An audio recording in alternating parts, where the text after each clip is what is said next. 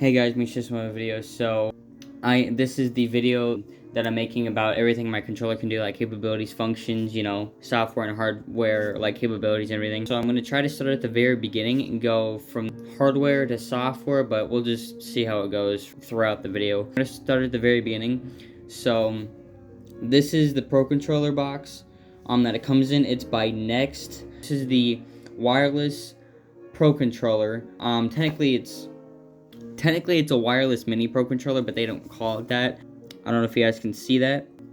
Sorry, I didn't know it was gonna be like this. But those things say built-in battery, built-in rechargeable battery, which I don't exactly know what that means because I haven't really found out anything for that other than charging it, which if that's what they mean by built-in battery, just say you need to charge it because built-in battery means you actually can switch out the battery. But anyway, that's what that means. Silky smooth touch. It does kind of actually feel that way, to be honest, when you first get it, especially if you buy it brand new. Of course, the one I bought at Best Buy, this was the last one. So it does kind of have a silky smooth texture to it. And before you guys ask, for face plates, this is not made for it like all the others are because this is a different company. So you cannot buy faceplates for this one because it's so different. But anyway, it is compatible with Nintendo Switch and PC, but I'll show you the back here. This is the entire back. I don't know if you guys can see that, but it's basically telling you what the buttons are, which you can obviously tell what they are just by looking at the controller. It's made for Switch, so the buttons are the exact same, except for the new turbo. And the little H button, they call it the wireless Bluetooth 5.0 Freedom. I don't know what that means. But that home button, it's called the sync / actual home button. Again, the controllers on this thing work exact same as the Nintendo Switch. You just have a turbo button instead. Yeah, ergonomically sized, blah, blah, blah, fast trigger buttons, blah, blah. But here it is. Here's everything that it's actually compatible with. Switch OLED, Switch PC, and Switch Lite. So that means, because they actually had other Switches there and stuff, because this was actually with the Switch 2s and everything, so it is compatible with every other Switch. Switch OLED and Switch Lite, they're kind of the same thing, it's just the screen's different and I think they're bigger. Switch OLED, Switch, and PC and Switch Lite, and it does come with its own, the same stuff on here, it does come with its own USB cable charging thing, but I just use cords that I have here at home. You guys can use the cord if you want to. Here's a picture of it if you guys can see that. It's a USB-C, or I think a USB-A or C to Type-C, but that's the box. So now I'm actually gonna get into like what I can do on my Switch now that it disconnected. So when you first open the box and everything, you're gonna have to press and hold this button. It'll do like you're kind of blinking the sync. You just have to hold it and then it'll pop up saying connected, and you'll actually see the controller icon in there at the bottom, because if your controller disconnects, I'll show you.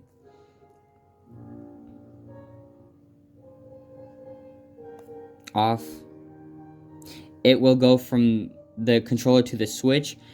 But sometimes I realize if you do that and you turn it on and stuff, it doesn't always go back to the controller. Sorry, it doesn't always go back to the controller. Sometimes it'll just stay as the Switch icon.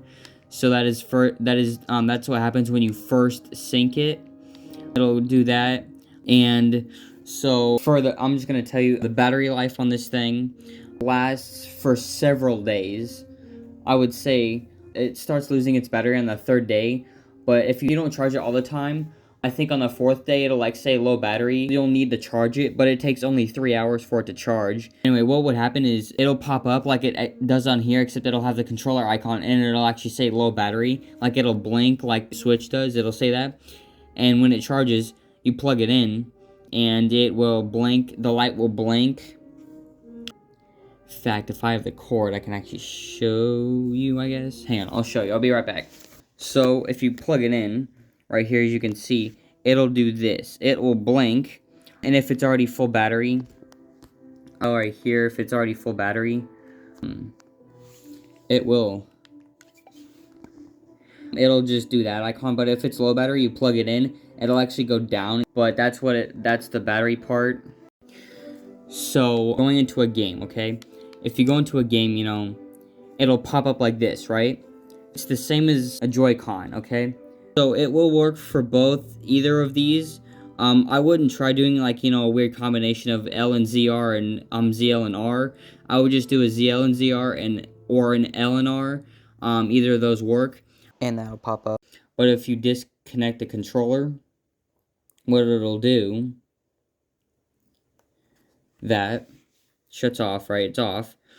So now you obviously can see the switch icon, but I think it's funny. I think this only works if you actually have a controller. This will happen, but I don't think this will always happen. This is only if you like logged in with your controller, but your controller died. So this will stay up.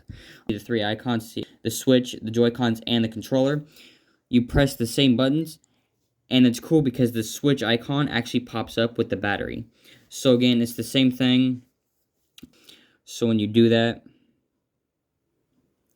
boom, you can press any of these buttons, because I usually press the back, but when that happens, it'll go from the switch icon, and when you press the button, it'll go back to the controller icon. And what I think is cool is that's a pro controller icon. Of course, I think they use that for any and all controllers. Kind of cool, I think. I just like the icon. That's what'll happen when you log into any game. Okay, I say that. Fortnite, I know, doesn't do that. D.C.U.O, I know, doesn't do that because I've tested it. Rocket League, I think Rocket League does it. It's only certain games like this one that, you know, are offline or online. It just depends. I think Rocket League does do that, but I'm not sure. So you do that. But that's for going into a game. Well, that's for, you know, obviously that. Now, for the moment that all of you guys have been waiting for, the functions of the turbo. I'm going to tell you one thing, that when you turn it on, the turbo works for all of these buttons except for the two joysticks and the D-pad. I don't know why it wouldn't work for the D-pad. I think just dumb. But it does work for all of these. I forget, you have to press the turbo. So they do work for all of them. They don't work for the joysticks. But I'll tell you this, I show you all the buttons. For any of the buttons, there are 3 modes to this. This would be a lot easier if I could just show you the screen that I had on my Switch, because there was a website that it sent me to fully sync my controller and what it can do. I may have the pictures on my phone, but I can't do that while I'm filming this. But anyway, there's 3 modes to this. 5 presses a second. This is 15, and this is 20. For most games recommended, depending on how fast a game allows you to press, I would use the fastest one, which is the 20 presses a second, because it would do the most out of anything. You have to press and hold the turbo button and choose whatever button you want, and it'll actually show you. Well, you know, you press and hold it, it's already spamming, and you're just holding the button. That's the first one. The second one, you press it and hold it again. It does the same thing, but this time it's like an AFK version, which means it's spamming, which means this controller itself is spamming the button without you having to do it. But if you press the button down, it stops. The first and second mode are kind of twins, which means AFK spamming, and then I think you do it again and it's off. There's only 2 modes for this spamming. There's the first one, which obviously the press and hold spam. There's the AFK version, which it's doing it by itself, and if you hold the button down, it stops. And then if you do it again, there's no more turbo button. And again, all 3 of these modes work for all of them except for the joysticks and the D-pad. They're all the same. So, okay, and I forgot about this. I forget, if you leave the turbo on any or all of these and you don't remember to switch them off, it will continuously do it. So I tried to just do my laser and it pressed it. So if you guys want to have a certain amount of buttons do it, you can have an unlimited number of combinations for turbo button on and off. Again, 5, 15, and 20 is the 3 modes. But you have to turn off the turbo for all of these controllers. Because there's 2 modes, the regular mode and the AFK mode, you have to press it twice, which means you can just press and hold the turbo and then turn it off. Again, if you want the turbo mode on any of these buttons on or off, just press it and hold it and it's on. And again, you can choose whether it's 15 or 20. I would use 20 because I use recommended. If you have it on and you want it off, you're going to have to do it twice because there's 2 modes. Press it once, it's on, again, and off. On, off. So that's that. Yeah, you can see me doing it obviously, so you guys know how to do it. And again, if you're not sure if you turn it off, you can test the buttons, press and hold. For this game, I would recommend using the turbo button you can use it for Metroid Dread, you can use it for Fortnite if you're good at it. and you can use it for Asphalt, because if you need to do more than 1 360, I showed you guys a video of that the other day. If you need that further explained, you can just watch it again. That's the turbo button. I'll actually show you all the games that it works for. Okay guys, so I'm in Fortnite right now, and I will tell you, I have already played a few matches, like Blitz with the controller. I'm actually pretty good. If you're a first timer using controller, I wouldn't play any hard games that you have to use your normal console for. I would use it, an easy game like Metroid Dread and stuff to test it out and everything else, because that's actually what I had to do. But once you get used to it, I think you'll be pretty comfortable. I will say with the joysticks, they're kind of stiff to move, because I know some games you need slight joystick movement, and it's really hard because it's stiff and it's hard to move. You can buy joystick caps that go on controllers like these to make the joysticks, easier to move, but that also means you're adding more of a lift to them, like about this high of a lift, which, your thumbs are gonna go from this to this, and, for easy access buttons, it's just gonna be hard. So I would recommend, if you guys are a first timer using a controller, I would not play a hard game that you need to switch on to use. I wouldn't do that. But other than that, I think it's a pretty cool controller. For 33 bucks, it's actually pretty good. Especially for Asphalt, I wish that the D-pad would work for some games. So for this, again, turbo button, press it and hold it for that. But for this, for some guns, because I know some guns aren't automatic, so I do recommend for like the pistols that aren't automatic, I would recommend using that. If you do that, it just automatically shoots like an automatic pistol. But if you're just AFK, press it again and boom, right? Like that. Again, that's the 20-second, but as you guys can see, I'm not using my hand at all. This is why I call it the AFK version, because I'm literally not doing anything, and I'm getting XP right now. But again, like I say, I'm off. Normal for like automatic spamming, AFK for Fortnite. I would only use this mode on my controller only if I was AFK on Fortnite. But yeah, that's the AFK. So yeah, that's that one. Now I'll show you Asphalt. Okay, so this is what I'm going to show you winning, because this is the only thing up to Class S.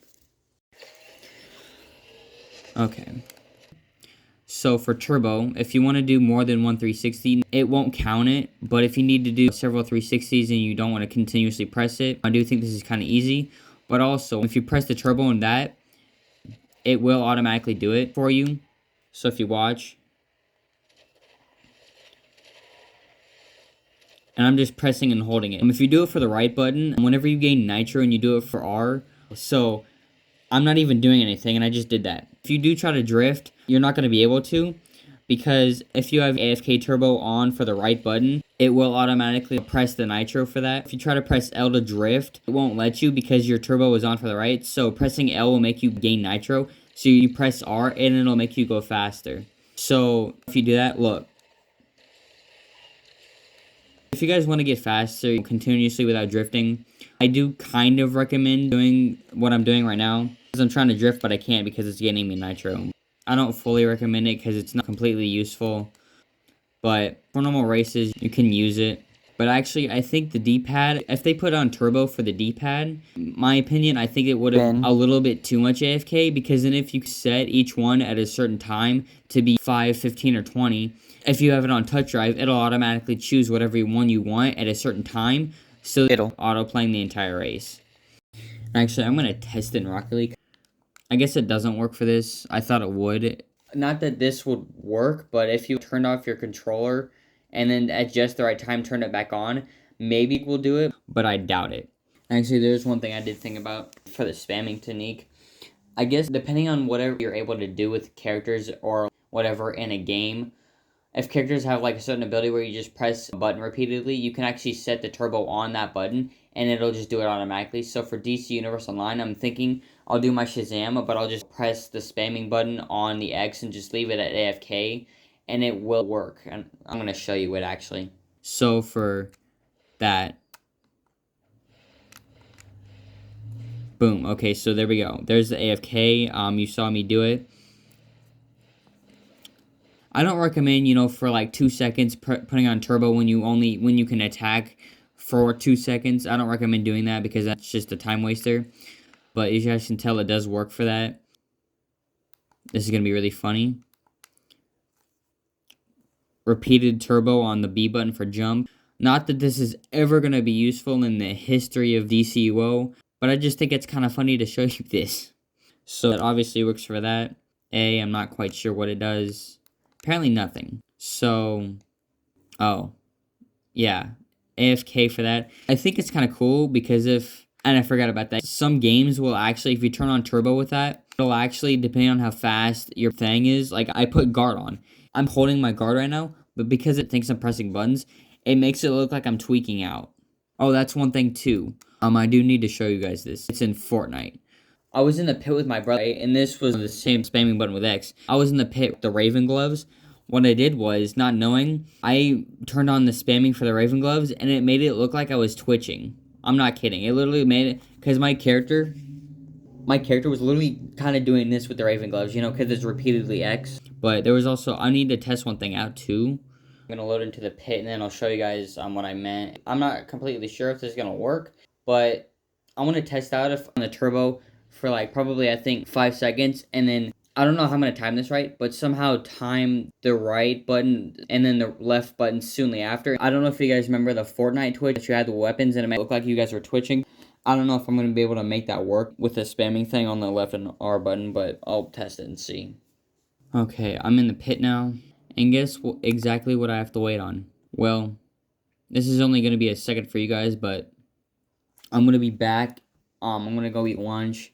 And then hopefully if, you know, this is 14 minutes, hopefully if the 14 minutes is up by the time I come back, I can show you guys it. But it'll be only a second for you guys, so it'll be no big deal. Okay, so now it has gone down to 0, so I'm going to get gloves. So, this is what I was talking about. Do you see what I mean? This is what I was talking about, okay. So, this is what I meant. It literally looks like I'm twitching. And again, that's because I'm spamming the X button. This is 20 presses a second. The game doesn't know what to do. And again, that's the same if you switch from that to pickaxe, just an AFK.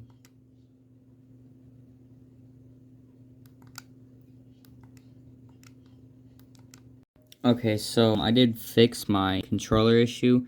It really didn't take that long. It took like a minute. For some reason, I had to like turn off my controller and turn it back on because the X button would not turn off no matter what I did. So I've never had this problem until now. It's actually just the first time realizing that this has happened. I'm hoping this doesn't happen in the future. So just a fair warning, if your controller does do that, just be careful. I've never had this happen before. I don't know what happened. That was weird. So I'd be careful turning on the turbo button for all games. I'd be careful doing that because again, I don't know what would happen. For roughly a 35, 40-ish minute video, that's all there is to it for the controller. But again, you can see there's a Type-C to plug it in. It's what it does, blinks. And again, one thing too, when you plug it in, it won't tell you that the controller is plugged in for some, because like I did plug it in, it won't tell you that it's plugged in. Okay, it's plugged in, right? Unplug it.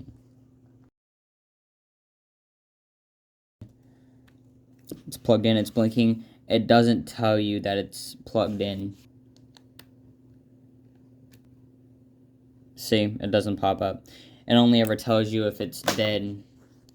But other than that, that's pretty much it for this controller, I'd say.